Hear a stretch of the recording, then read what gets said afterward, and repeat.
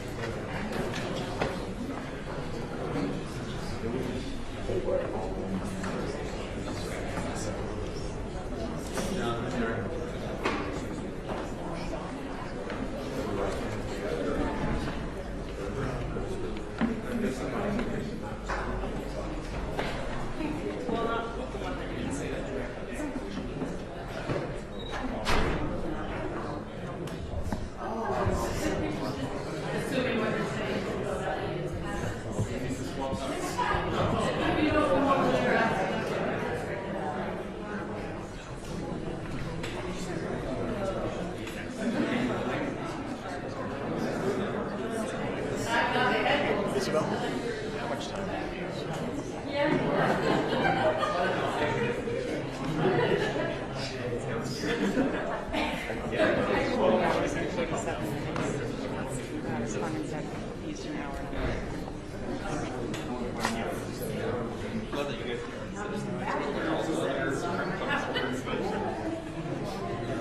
Yeah, like I had 5 or 6 things, so that's why.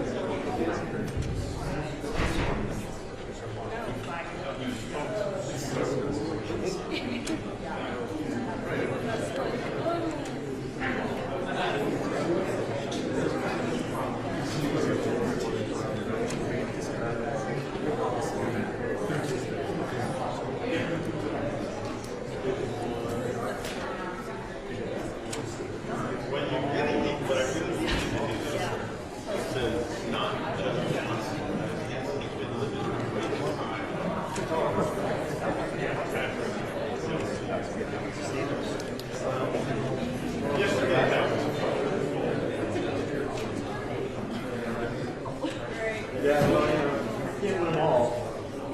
Yeah. But but 19 never knows.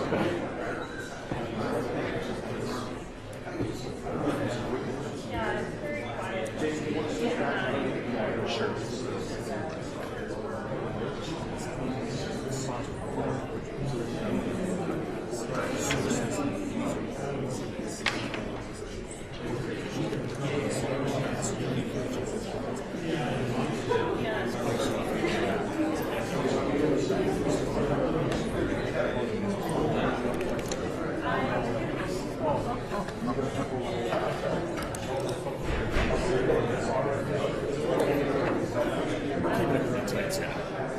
We're keeping it pretty tight in terms of arguing.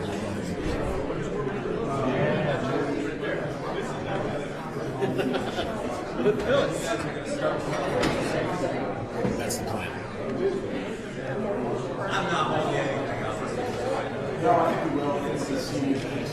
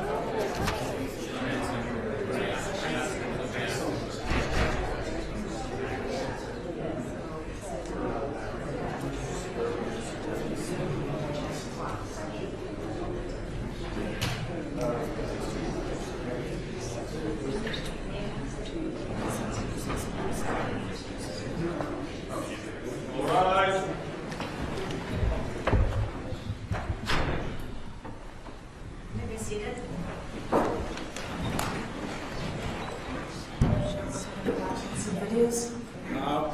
We're going to be watching some videos and seeing some photos, and I know we had discussed at an earlier hearing that there was going to be a period in the case where we wanted to present video evidence and some of the other evidence that wouldn't be coming in through a witness, so we'll do that now. Your Honor will be happy to hear that we are well ahead of time. And then given what I had said this morning about the witnesses who abruptly pulled out, that gives us some time back as well, so I think we're going to be good. I don't think the evidence presentation will go all the way through to 5:30, but we've already spoken to counsel for respondents, and we would start with our next witness tomorrow morning. Okay, that's fine. Did you bring popcorn? I did not. I don't know if it's going to be that scintillating, but I think the popcorn is, perhaps you're right as to why we might need it. But just in terms of timing, I wanted to let Your Honor know why we don't have that witness here at the ready. The estimates for cross-examination, and I'm not going to fault them at all, were quite a bit longer, shall we say, than the cross-examinations actually were. Yeah. So we're well, as I said, ahead of schedule right now. So we'll just do whatever video evidence you have, and then we'll break for the day? Yes, and there will be some discussion, I think, of how you would like us to present some of the January 6th report findings. Okay. I could read them, but we can talk about whether that makes sense to do in terms of a good use of everyone's time.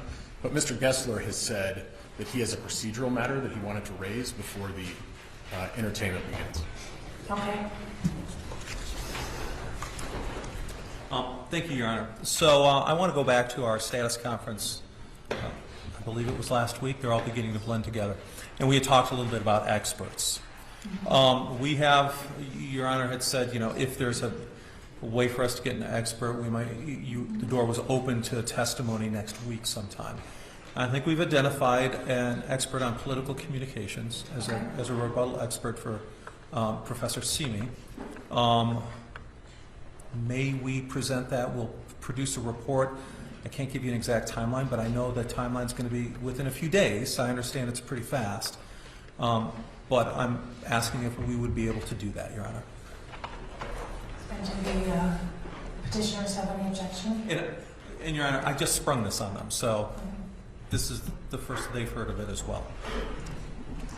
We do have an objection, Your Honor. Our expert on this subject is going to be testifying tomorrow. He's not obviously going to have an opportunity or ability to respond, and they are going to be able to tailor any sort of expert report to his testimony that's offered tomorrow. We think that is unfair. They've had ample amount of time to find somebody and have not. I don't think next week was meant for an entirely new expert. I think it may have been meant for if Mr. Heafy needed to testify next week, or if there was some fact witness, but this is introducing a whole new kettle of fish into the case. Okay, I'm gonna let them, that everything has been on an extremely compressed schedule, and I know it's been hard for both parties to get witnesses to appear on that schedule, but I will allow, so this is to respond to Professor Simi? Correct. If Professor Simi wants to have a rebuttal to that, which would normally happen in his testimony, and wants to do so by phone, by providing video next week, the court will allow that so long as that rebuttal testimony is disclosed. Are we going to get a report? Yes, of course, Your Honor. No, we're going to work very hard to get that. I'm not looking to do any ambush here, but we're going to. We have some communications. We have to firm that up, and we're going to work like crazy to get something to petitioners that would be a meaningful report. Understanding the court's framework from before, that if there is not an opinion that's in the report, it cannot be elicited on the stand. So we're prepared to abide by that and go forward. And Your Honor, as for us, I assume, and I would ask if it's not the correct assumption, Professor Simi doesn't have to now submit a rebuttal report in advance of his rebuttal testimony in response to the testimony that we don't yet know what it is going to be. Let's see what this rebuttal report looks like before we get too deep into this conversation. But I understand that normally, in a normal course, Professor Simi would have a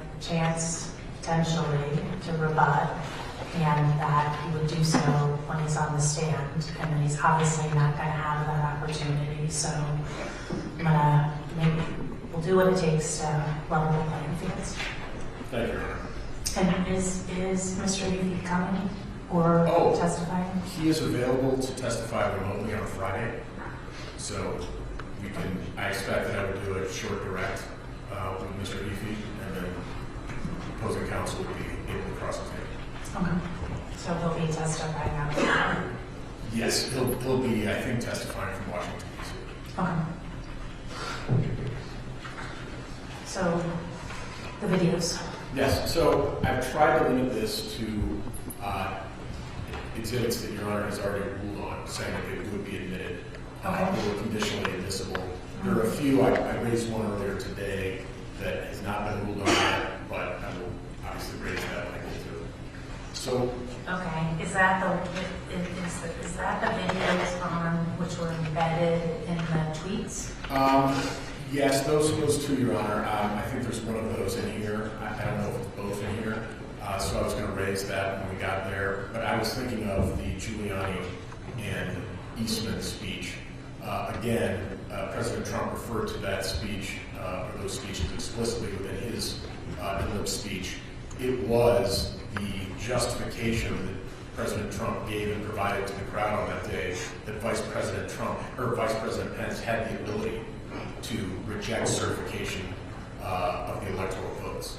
And so it was a critical piece of that speech. And President Trump actually selected them as speakers before he took the stage. And again, we're not offering it for the truth of the matter asserted. I understand you're not offering it for the truth of the matter asserted, but I do have kind of fairness issues with having a speech of someone who then isn't available for cross-examination, though I suppose Mr. Gessler would have a lot better chance of getting Mr. Eastman and Mr. Giuliani to respond. So I'm still thinking about it. And Your Honor, to be fair, I think to everyone, I don't think anybody's getting either of those two to testify, other than to assert their Fifth Amendment right against self-incrimination, even if they're currently under indictment. But again, if it had been a document that President Trump held up and said, here's the proof that I have that Vice President Trump or Vice President Pence can decertify the election, I think he would allow it in as part of the speech. He refers to it, and it comes right before his speech that day. It is an integral part of what he did in his plan for the second election. And obviously, Your Honor can take it for the weight it warrants. Any response, Mr. Gessler? Your Honor, at the end of the day, we're talking about President Trump's quote, engaged in an insurrection. And referral to other speakers is not President Trump speaking. It's not. And it's not President Trump's engagement.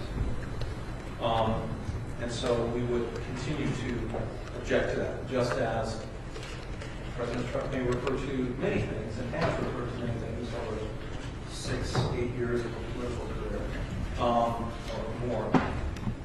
But not every one of them, none of them are admissible as his statement or as his embracing of that statement.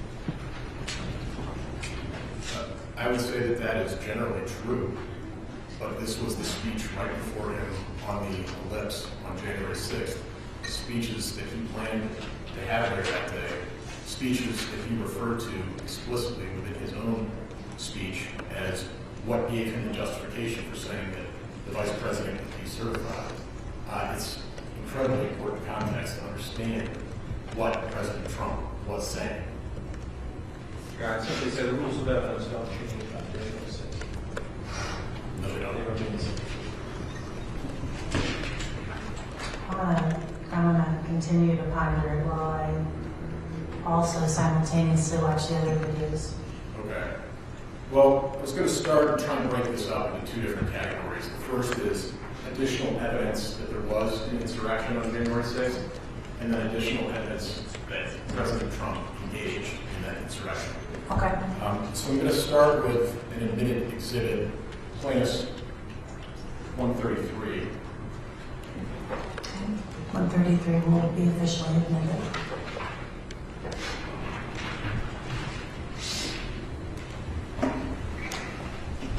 And Exhibit 133 is a series of photos taken by Nate Gowdy.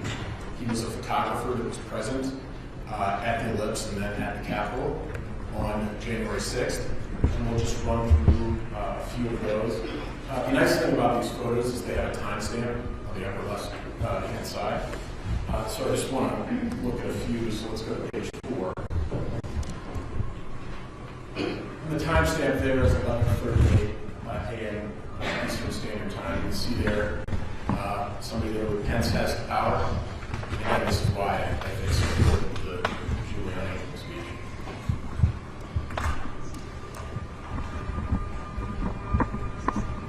Photos of individuals in camo and gear with those plates that we discussed earlier.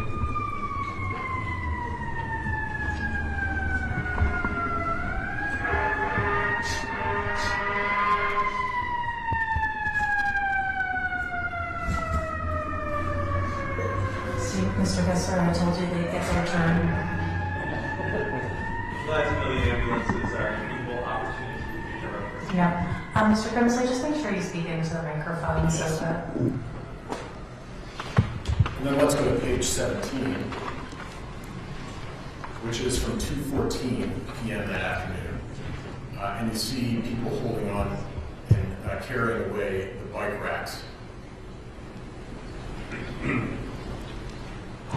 At 2:36, and this is after the tweet about Vice President Pence, you see the tear gas and chemical irritant and individuals swarming the Capitol. Here again is another photo that shows individuals carrying, the attackers carrying the Trump flags and various Trump paraphernalia. That's page 26, 3:27 p.m. This is page 30 at 3:55 p.m. You see the sign there, certified honesty, not fraud, reflecting the claims of fraudulent election. And you see again the Trump paraphernalia and flags and the crowd proceeding towards the Capitol. And then here on page 37 is a photo at 5:07, and you see still Trump paraphernalia. It's getting dark outside. You see the tear gas and chemical irritant there as well. Now I'd like to play a portion of Plaintiff's Exhibit 90. Your Honor, may I just make one clarification? These are being admitted over our objections.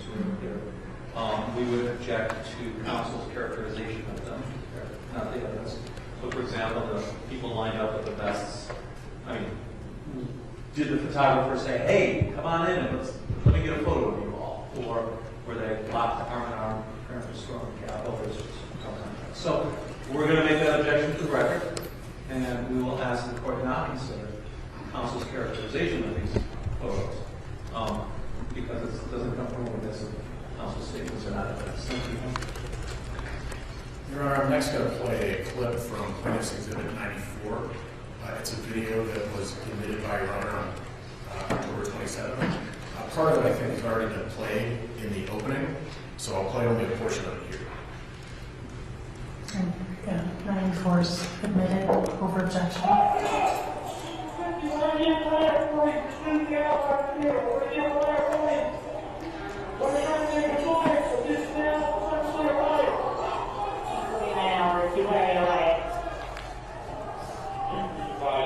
By the Cal Police one about trying to bring you to the Capitol.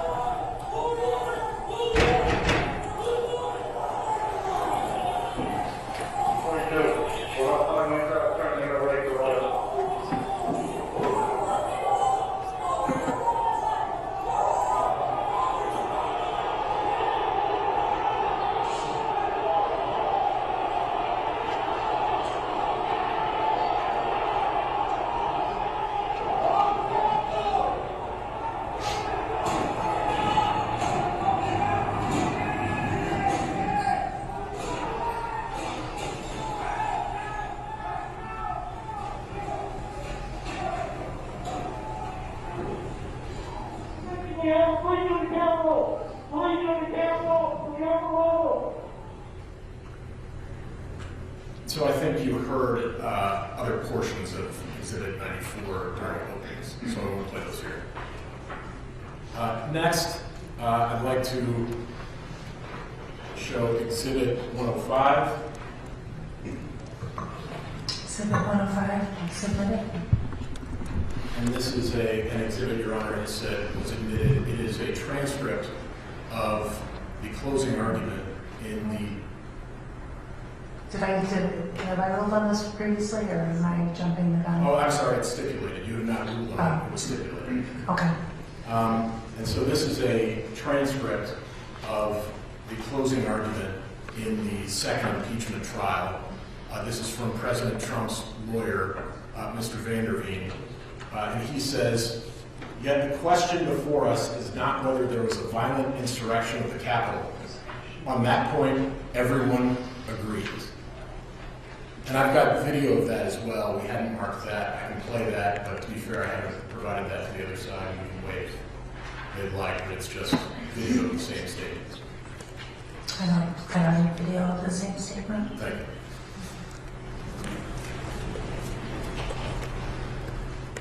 Now I want to play video from Plaintiff's Exhibit 1. Again, not the entire video, but this is video from January 6th. The timestamp on the right.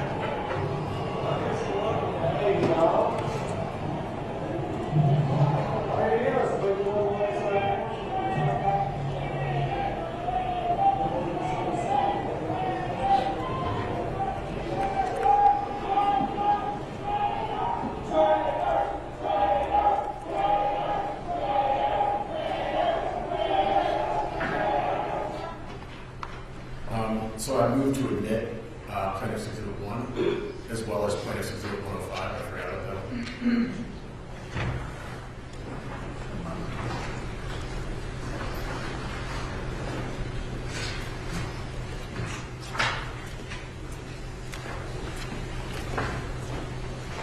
Plaintiff's Exhibit 1 is admitted. And the other one you said was 105? 105, Your Honor.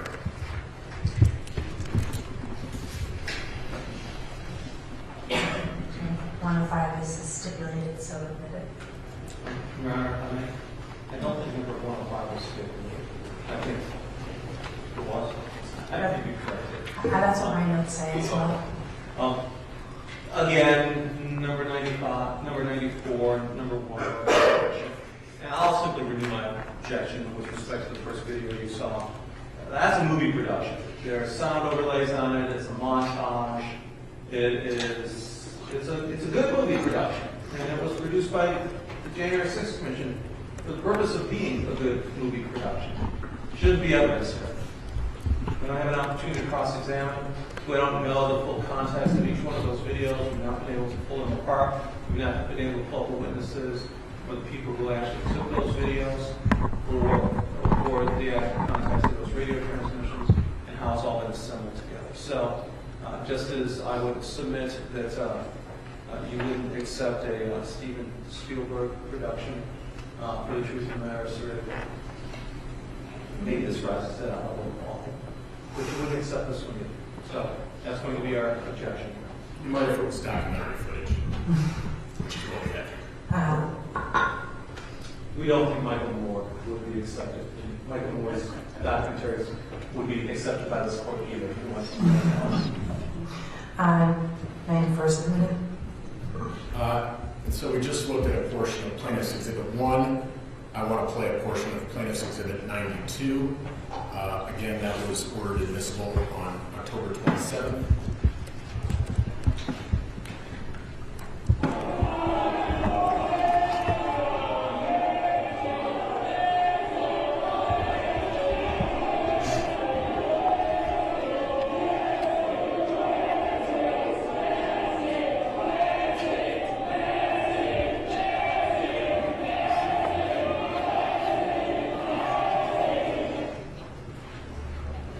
I move to admit Plaintiff's Exhibit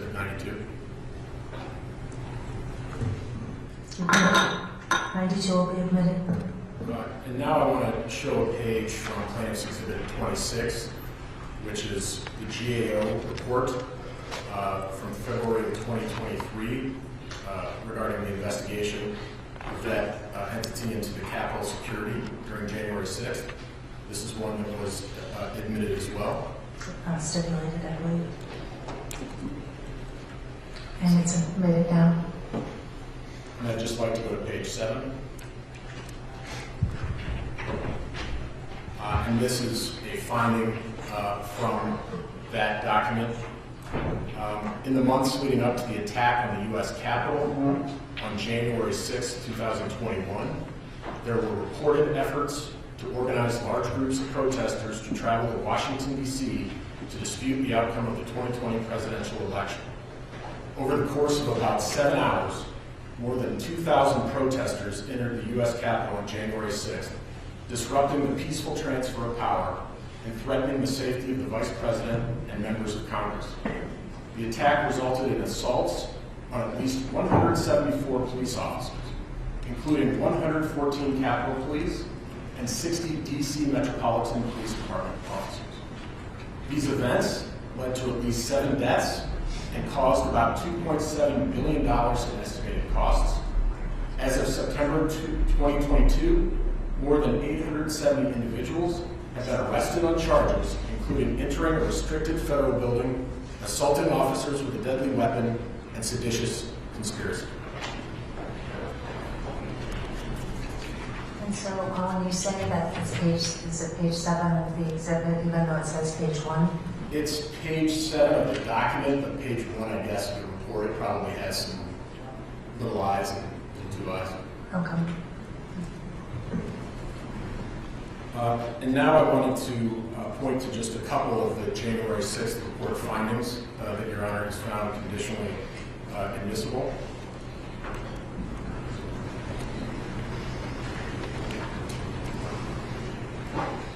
And the first is finding 119, which is at page 35 of Plaintiff's Exhibit 78.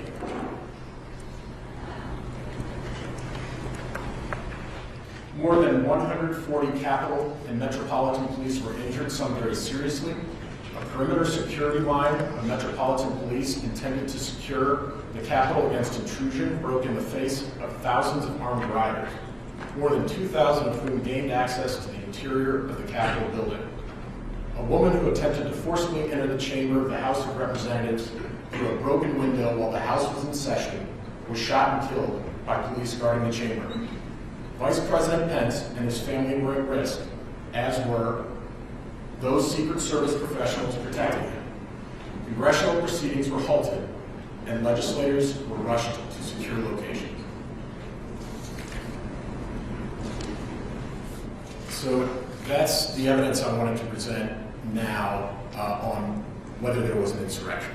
I'd like to turn now to whether President Trump engaged in that insurrection. I'm doing this for the record, Your Honor. We're going to object to that January 6th finding. We're particularly going to object to the characterization that the protesters were harmed. All the testimony you've heard today from police officers was that they weren't harmed with any firearms or knives or weapons. So that's our objection. And I just want to make sure we're all on the same page, and thank you for your objection. But just because I allow a finding in does not mean that I am accepting it as true. I understand, Your Honor, and it's our job to explain to you that. But I just want to, in case you didn't hear me say it before, I just want to make sure that just because I allow in the January 6th report does not mean that I agree with all of the findings. I understand. So now turning to the evidence on engagement. Wanted to start with Plaintiff's Exhibit 47. These are clips from President Trump's speech from election night, or really the next morning, so very early, November 4th, 2020. And that will be admitted, Exhibit 47, correct? Yes. I want to thank the American people for their tremendous support. Millions and millions of people are up across the land, and a very sad group of people is trying to disenfranchise that group of people, and we won't stand for it. We will not stand for it.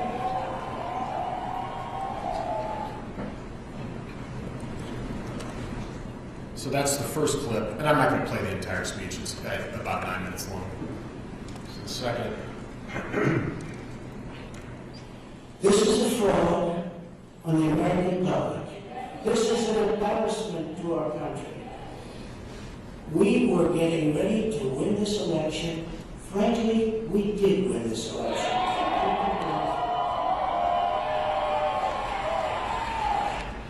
And I apologize, you said this is all from the same speech that was 90 minutes long on the morning after the election? It was only 9 minutes long. 9 minutes, I was So like, I wanted to spare you the whole speech. We could play it if you want, but just wanted to play those two portions. Only if Mr. Kessler wants to play it all with me. I never know, Your Honor. But not right now. Okay. And so now I want to move on to Plaintiff's Exhibit 148, which has already been admitted. That is the compilation of President Trump's tweets over time. And I want to start with page 12.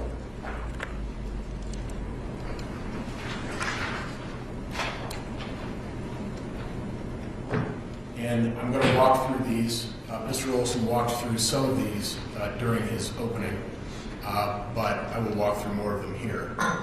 So November 5th, 2020, this is the morning after the speech we just saw.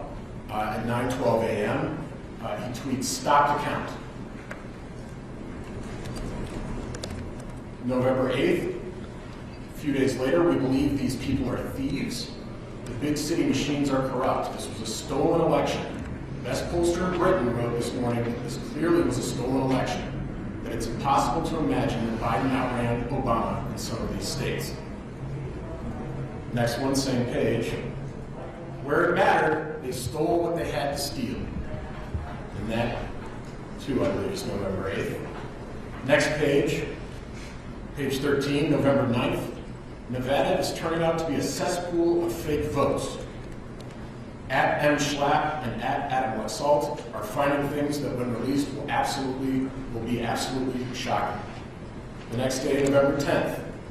"People will not accept this rigged election." Next page, 14. "A guy named Al Schmidt, a Philadelphia commissioner and so-called Republican rhino, is being used big time by the fake news media to explain how honest things were with respect to the election in Philadelphia.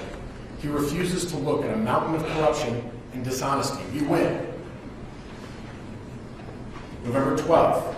Report, "Dominion deleted 2.7 million Trump votes nationwide. Data analysis finds 221,000 Pennsylvania votes switched from President Trump to Biden. 941,000 Trump votes deleted. States using Dominion voting systems switched 435,000 votes from Trump to Biden."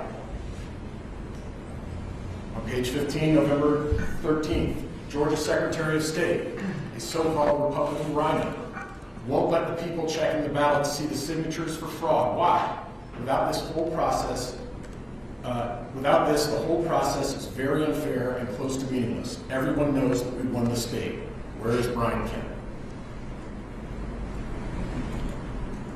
Go down to the bottom of page 16, November 14th. What are they trying to hide? They know, and so does everyone else. Expose the crime. November 14th, page 17, 11:17 p.m.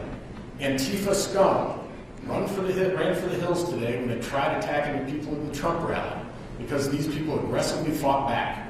Antifa waited until tonight, when 99% were gone, to attack innocent MAGA people. DC police, get going. Do your job and don't hold back." November 16th, page 18. Dominion is running our election. Rigged.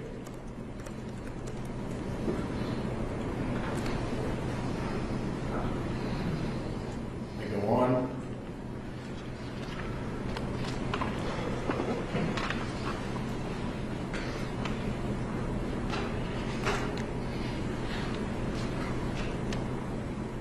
December 1st, 2020, page 27. Rigged election. Shows signatures and envelopes. Expose the massive voter fraud in Georgia. What is Secretary of State and at Brian Kemp, Georgia, afraid of? They know what we'll find. And Your Honor, this was one of the tweets with the embedded video that I had talked about earlier. I'm going to allow videos that President Trump tweeted. So This is plaintiff's 126, so we move for admission of it.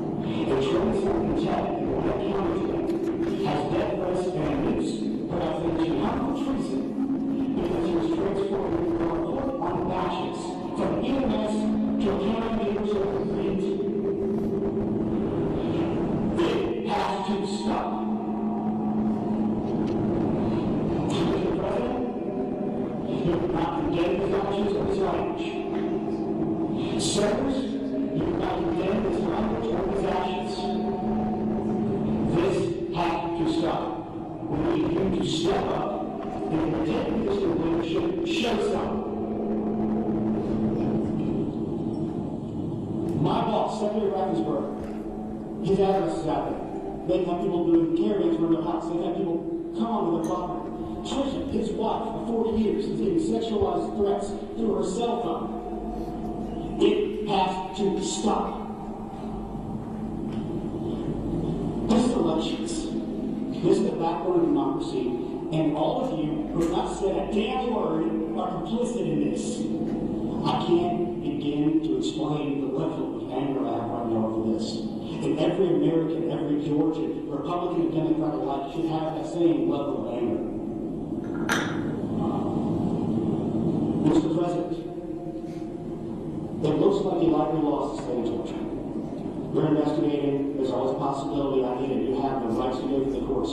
What you don't have the ability to do, and you need to step up and say this, is stop inspiring people to commit potential acts of violence. Someone's going to get hurt, someone's going to get shot, someone's going to get killed. And it's not right.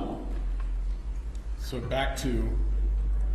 okay, so just to be clear, that is P126, which is a video embedded in a tweet in plaintiff's 148.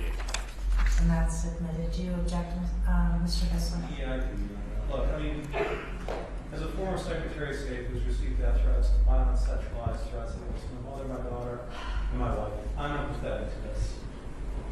But this is an out-of-court statement intended to prove the truth of the matter asserted. It's highly inflammable. It should not be part of this hearing. So the court rules it was adopted by President Trump when he decided to tweet it to however many followers President Trump has, which I assume is many. And so I'm going to allow. And Your Honor, I would submit that it's an improper inference to say that President Trump adopted this as his own. He tweeted this statement. Okay? Whether that's illegal adoption or not, I'm going to allow it in based on the fact that he's the one that has publicized this statement vis-a-vis his Twitter account or whatever they call it now. and Your Honor, it's not that we're offering it necessarily for the truth of the matter asserted, although we're happy to do that as well. It's to show President Trump's state of mind and his communications to his supporters. And that's why I wanted to come back to this tweet on page 27 of Exhibit 148, which is the tweet where President Trump retweets this video that you just saw. Rigged election, show signatures and envelopes, expose the massive voter fraud in Georgia. What is Secretary of State and at Brad Kemp, GA, afraid of? They know what we'll find.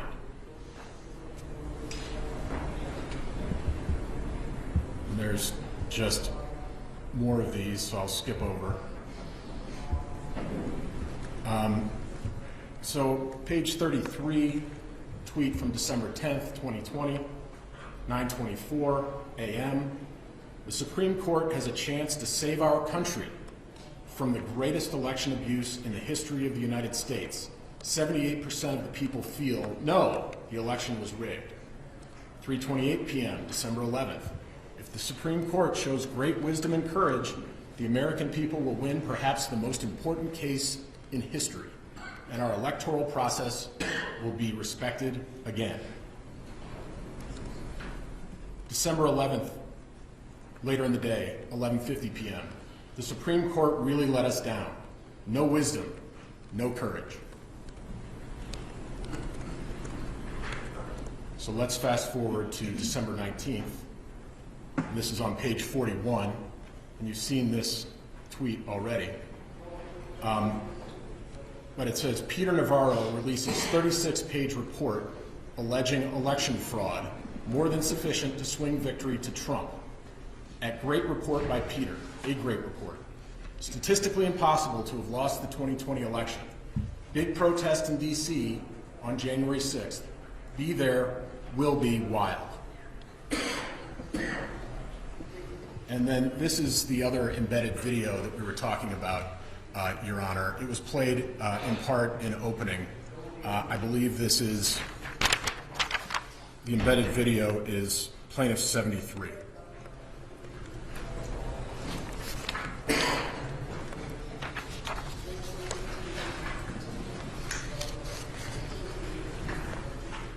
And the important point here is it's released the very same day, right after, basically, the will be wild tweet on December 19th. I'm going to watch it first before I rule on its admissibility.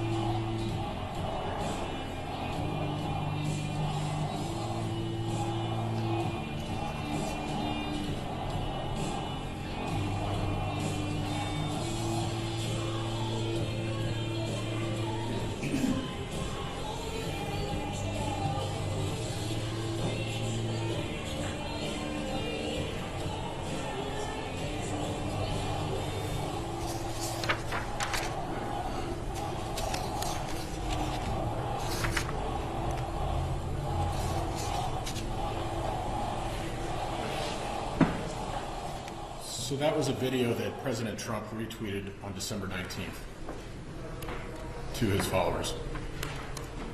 Chemical will admit it's not being offered for the truth of the matter stated. And that's Exhibit 1, or Exhibit 73, Your Honor.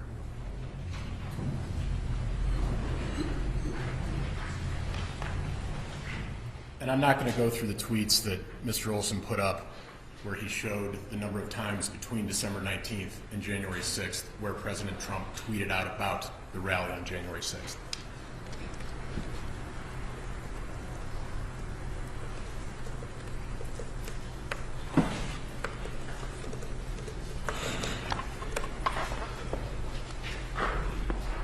And just moving to January 5th, this is page 75 of Exhibit 148.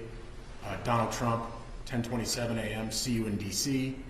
11:06 a.m., the Vice President has the power to reject fraudulently chosen electors.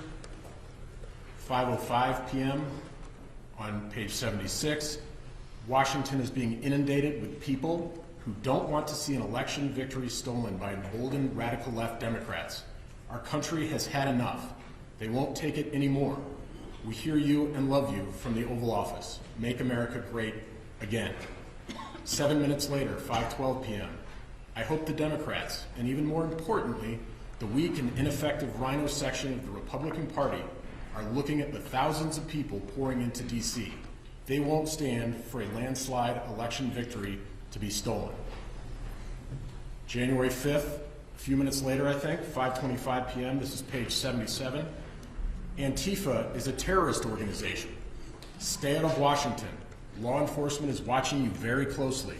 At Department of Defense, at the Justice Department, at DHS.gov, at DHS_Wolf, at Secretary Bernhardt, at Secret Service, at FBI.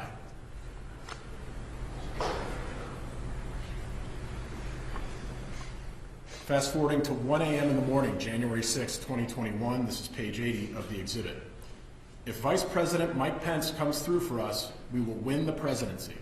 Many states want to decertify the mistake they made in certifying incorrect and even fraudulent numbers in a process not approved by their state legislatures, which it must be. Mike can send it back.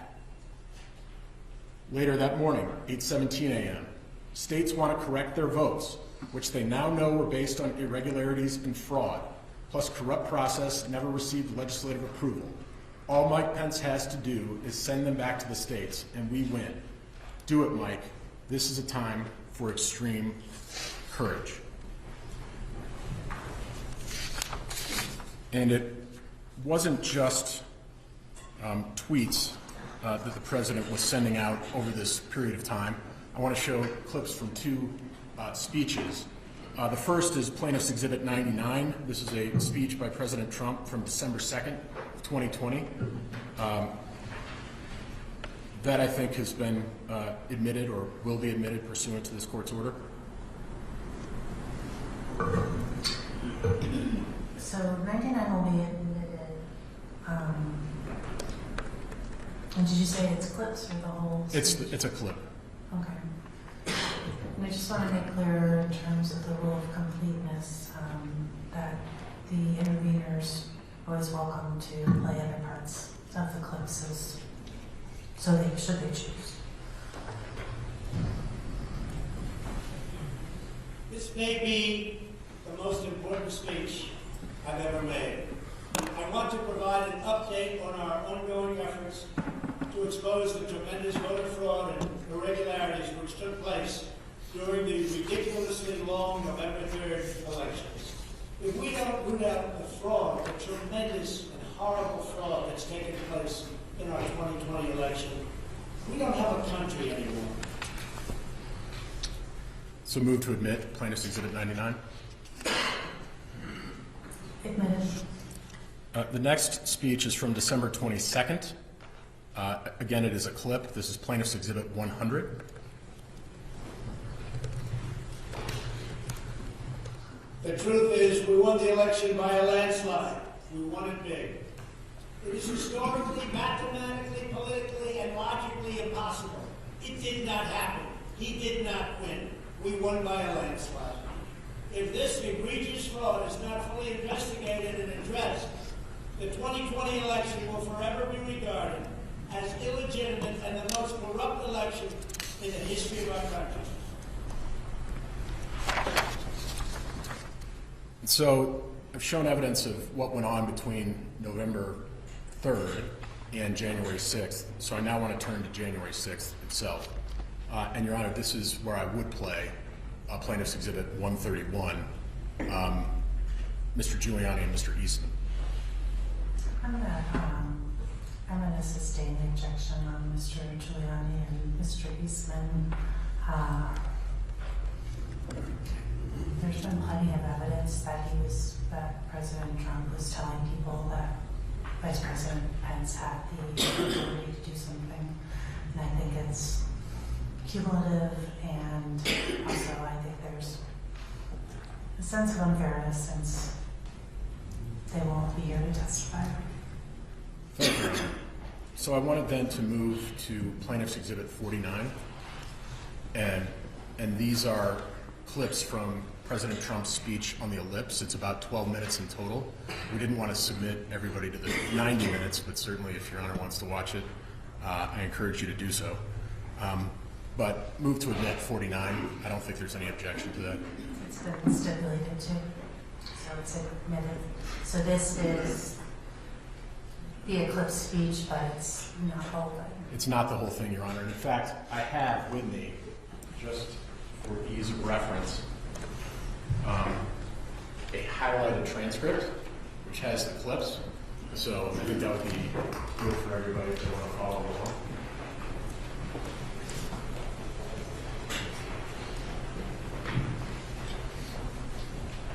May I approach? Yes, please.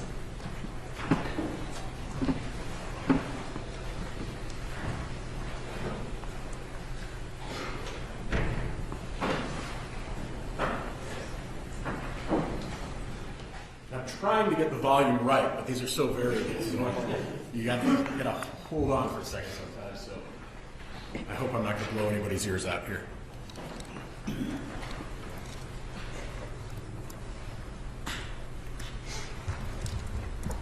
have hundreds of thousands of people here, and I just want them to be recognized by the fake news media. Turn your cameras, please, and show what's really happening out here, because these people are not going to take it any longer.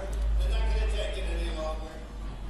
All of us here today do not want to see our election victory stolen by emboldened radical left Democrats, which is what they're doing, and stolen by the fake news media. That's what they've done and what they're doing. We will never give up. We will never concede. It doesn't happen. You don't concede when there's theft involved. Our country has had enough. We will not take it anymore, and that's what this is all about. And to use a favorite term that all of you people really came up with, we will stop the steal. Today I will lay out just some of the evidence proving that we won this election, and we won it by a landslide. This was not a close election. We will not let them silence your voices. We're not going to let it happen. Not going to let it happen.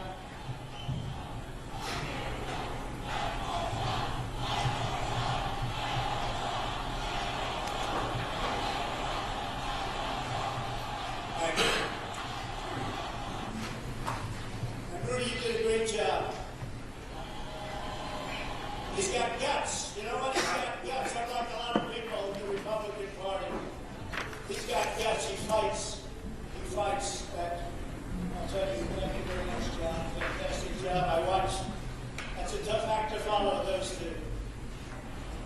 John is one of the most brilliant lawyers in the country, and he looked at this and he said, what an absolute disgrace that this could be happening to our Constitution. And he looked at Mike Pence, and I hope Mike is going to do the right thing. I hope so. I hope so. Because if Mike Pence does the right thing, we win the election. All he has to do, this is from the number one, or certainly one of the top constitutional lawyers in our country. He has the absolute right to do it. We're supposed to protect our country, support our country, support our Constitution, and protect our Constitution.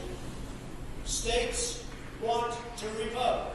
The states got defrauded. They were given false information.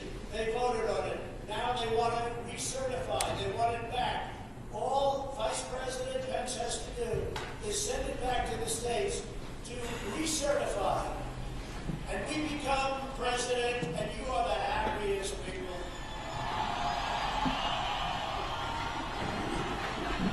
And I just spoke to Mike. I said, Mike, that doesn't take courage. What takes courage is to do nothing. That takes courage. And then we're stuck with a president who lost the election by a lot, and we have to live with that for 4 more years. We're just not going to let that happen. We're gathered together in the heart of our nation's capital for one very, very basic and simple reason: to save our democracy.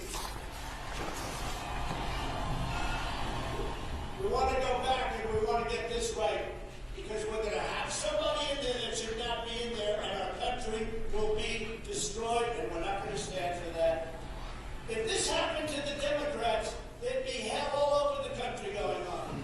There'd be hell all over the country. But just remember this, you're stronger, you're smarter, you've got more going than anybody, and they're trying to mean everybody having to do with us. And you're the real people, you're the people that built this nation. You're not the people that tore down our nation. It's Republicans are constantly fighting like a boxer with his hands tied behind his back. It's like a boxer. And we want to be so, yes, we want to be so respectful of everybody, including bad people. And we're going to have to fight much harder. And Mike Pence is going to have to come through for us. And if he doesn't, that will be a sad day for our country.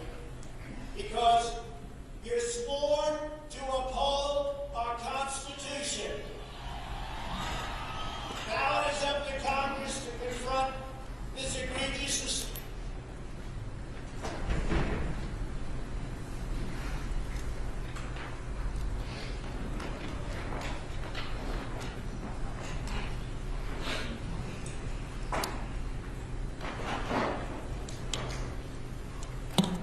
I blame Mr. Gessler.